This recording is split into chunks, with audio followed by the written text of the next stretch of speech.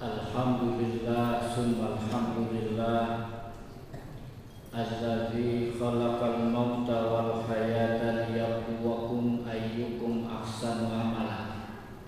Asyhadu an la ilaha illallah wahdahu la syarikalah wa asyhadu anna Muhammadan abduhu wa rasuluh.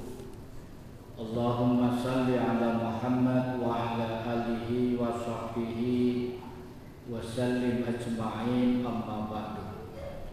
Para jamaah rahimakumullah, Bapak Ibu, saudara-saudara, saya ingin mengawali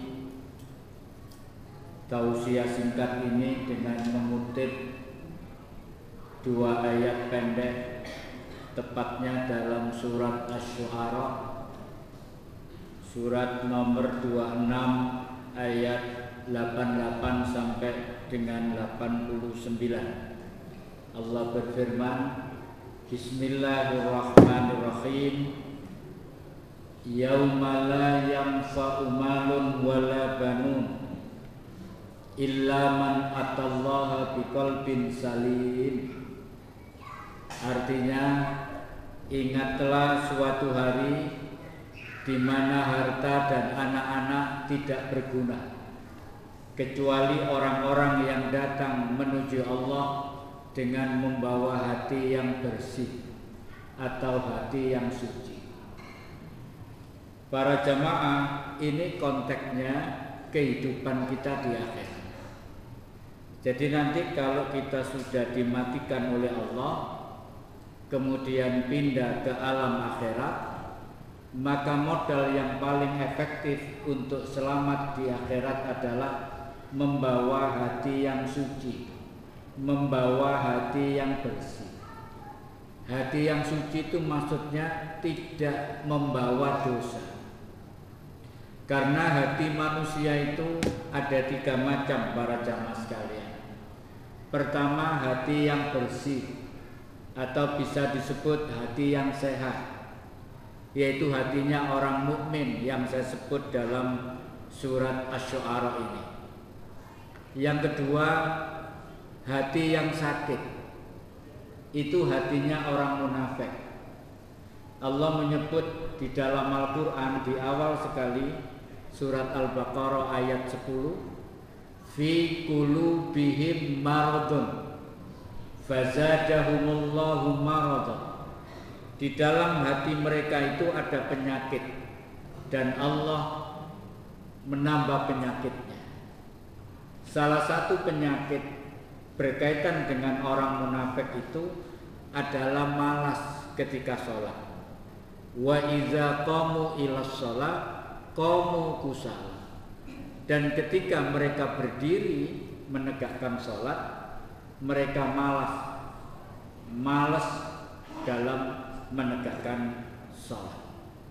Makanya orang munafik itu muncul tidak di Mekah, tetapi di Madinah. Ketika Nabi sudah bersentuhan dengan suku-suku yang lain, baru muncul orang munafik, hatinya kafir, tapi lisannya pura-pura iman. Kalau sholat subuh, sholat isya, mereka tidak hadir, karena Nabi tidak melihat, belum ada lampu seperti sekarang. Pada waktu itu masjid gelap, mulai maghrib, isya, subuh. Tapi kalau zuhur, asar, mereka sholat, karena mereka ingin disaksikan Nabi pura-pura menjadi orang muslim. Itu di dalam hatinya ada penyakit. Yang ketiga, hati yang mati. Ini sudah tidak mungkin atau sulit diperbaiki, kecuali orang-orang yang dipilih oleh Allah mendapatkan hidayah, yaitu hatinya orang kafir, hati yang mati. Kalau Allah menyebut dalam Al-Baqarah ayat 6 itu, sawa'un alaihim a'anzartahum am lam tunzirhum la yu'minun. Sama saja bagi mereka itu Muhammad, kamu beri peringatan atau tidak, mereka tidak akan beriman. Khatamallahu ala qulubihim, Karena Allah sudah mengunci mati hatinya, sulit untuk menerima hidayah. Jadi kalau kita hari ini duduk bersimpuh di masjid seperti ini para jamaah sekalian, dengan mendapatkan hidayah, hati kita bersih, itu harus disyukuri. Berapa harga iman kita itu? Di dalam ayat pertama, harga iman kita lebih mahal daripada harta seberat bumi, wa mislahu ma'ahu, dan seberat itu pula. Jadi kalau harta seberat bumi ditambah harta seberat bumi, itu lebih mahal iman kita. Ayat kedua mengatakan iman kita itu lebih mahal daripada emas seberat bumi. Adakah yang lebih mahal para jamaah sekalian daripada hidayah iman yang diberikan Allah kepada kita? Oleh karena itu, di bulan suci Ramadan ini, iman kita, jiwa kita, hati kita praktis harus kita sucikan.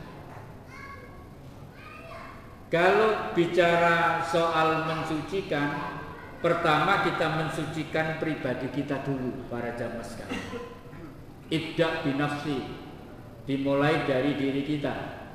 Seperti yang disebut oleh Allah dalam surat As-Sam, surat 91 ayat 9 sampai 10, Allah berfirman, qad aflaha man zakkaha wa qad khaba man dassaha. Sungguh beruntung orang-orang yang mensucikan dirinya, dan sungguh merugilah orang-orang yang mengotorinya. Ini maknanya bulan suci Ramadan ini kita kan sudah disucikan oleh Allah.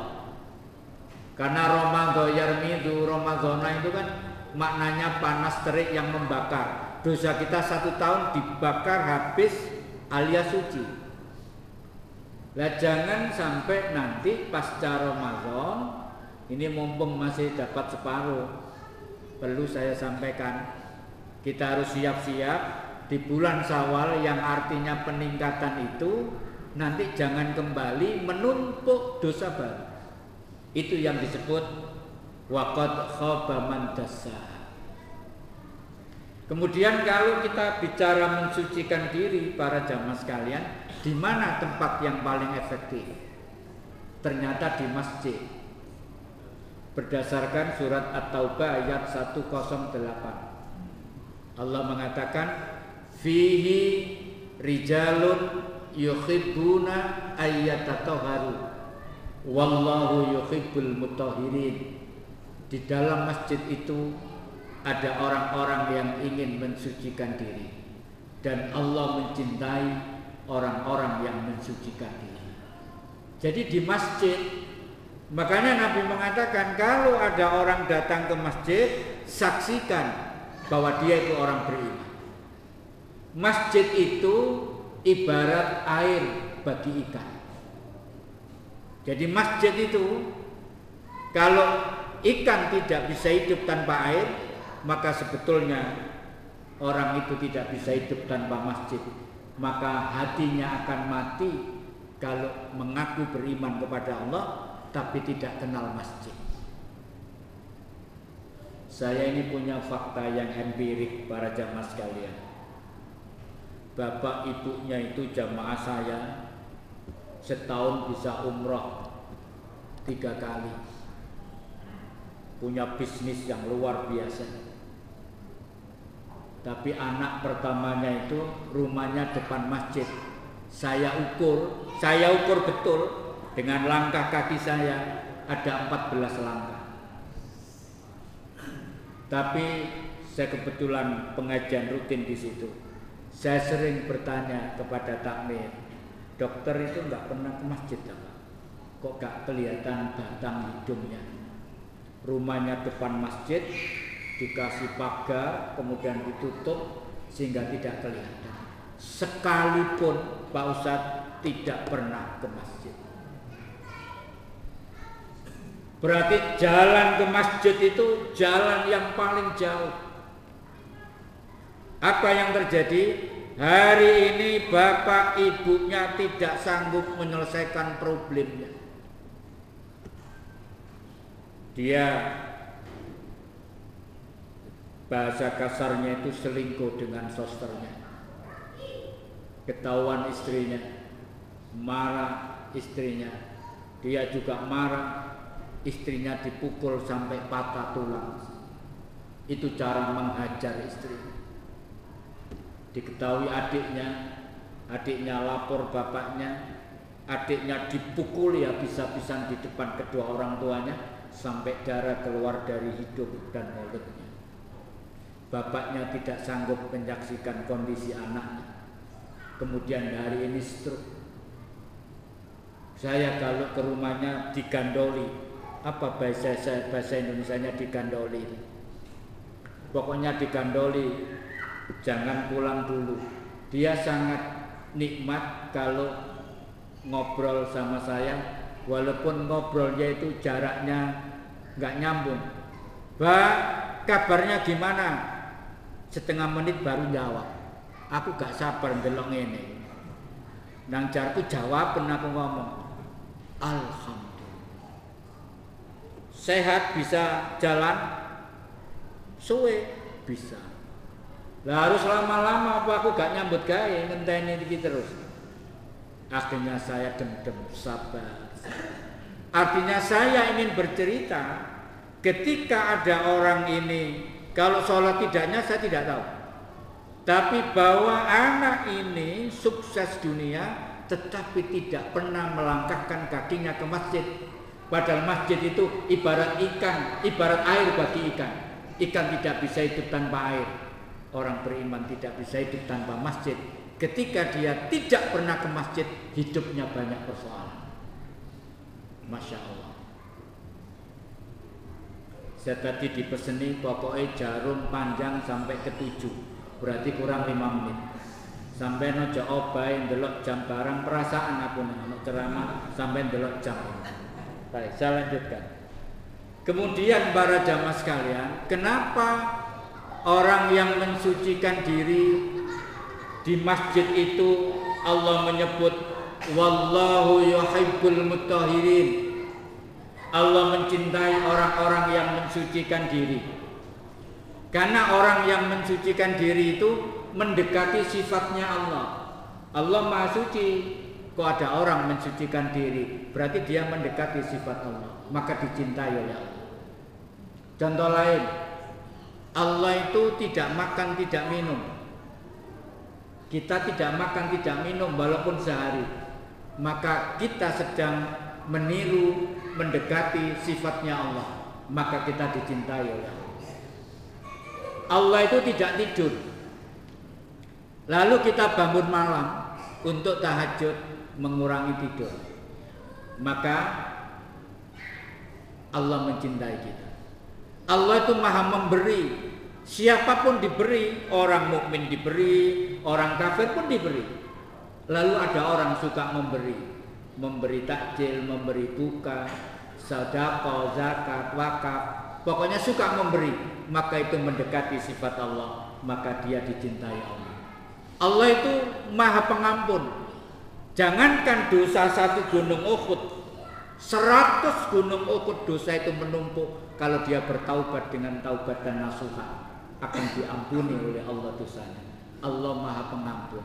Kok ada orang suka memaafkan, wal afina anin nas, maka dia mendekati sifat Allah, maka dia dicintai oleh Allah. Kemudian para jamaah sekalian, itulah yang disebut oleh Nabi mengatakan takhallaku bi akhlaqillah, berakhlaklah seperti akhlaknya Tuhan Allah. Artinya meniru, mendekati tadi yang saya ceritakan. Kalau di bulan suci kita bisa mendekati, maka kita ini menjadi orang yang sangat dicintai oleh Allah Subhanahu wa taala.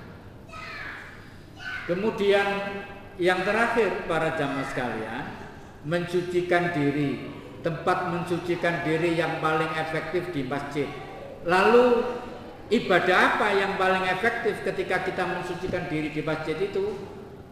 Allah mengatakan dalam surat Al-A'la, surat 87 ayat 14 sampai 15, Allah berfirman, qad aflaha man zakkaha. Maknanya sama. Sungguh beruntung orang-orang yang mensucikan diri. Wa dzakarasma rabbih, pertama, dan mereka berzikir menyebut nama Tuhannya. Zikir pertama. Fasolat dan sholat. Jadi di masjid itu amalan yang paling utama adalah zikir dan sholat. Bahkan sholat ini juga zikir. Aqimis sholat li zikri. Maka tegakkanlah sholat untuk mengingatku. Maka di masjid itu tempatnya orang berzikir, tempatnya orang sholat. Termasuk az-zikr itu juga nama Al-Quran. Az-zikr itu juga nama orang yang ahli agama. Maka pengajian itu juga salah satu amalan yang utama di masjid. Jadi berzikir para jamaah sekalian. Terutama nanti 10 hari terakhir kita iktikaf, itu yang paling banyak berzikir. Kemudian membaca Al-Quran adalah zikir yang terbaik. Kemudian sholat, baik sholat wajib itu diutamakan di masjid. Kalau sholat sunnah di rumah. Jadi tempat sholat terutama untuk kaum laki-laki itu di masjid sholat wajibnya. Sholat sunnahnya lebih utama di rumah. Tapi kalau khawatir ketinggalan, misalnya jaraknya jauh, maka bisa sholat sunnah di masjid, sholat wajib juga di masjid. Sebab saya ngisi pengajian rutin di Sidokare, itu imamnya punya prinsip yang kuat bahwa sholat sunnah itu di rumah. Padahal dia jadi imam di masjid itu. Jadi makmumnya nunggu sampai ngiler-ngiler, nunggu imamnya tadi, karena prinsipnya sholat sunnah di rumah, dia sholat di rumah. Sementara jaraknya jauh, hampir 2 kilo ke masjid itu, nunggu. Lah ini ya tidak saklek seperti itulah. Jadi kalau dia jadi imam, ya harus standby di masjid. Tidak, prinsip ini dipegang dengan sangat tekstual. Ya harus kontekstual. Bagaimana jamaah tidak menunggu. Lah saya termasuk menunggu, saya bisik-bisik. Imamnya nang ndi, Pak? Kok durung teko? Imamnya ini agak jauh, Pak. Dia sholat sunnah dulu di rumah. Untung gak keturun yang naik omah, sudah bubar di masjid ini. Nah ini para jamaah sekalian yang bisa saya sampaikan. Sisa waktu Ramadan ini tinggal klimaknya, tinggal finalnya. Mari kita makmurkan masjid ini dengan berzikir dan sholat. Akhirul kalam, billahi taufiq wal hidayah. Wassalamualaikum warahmatullahi wabarakatuh.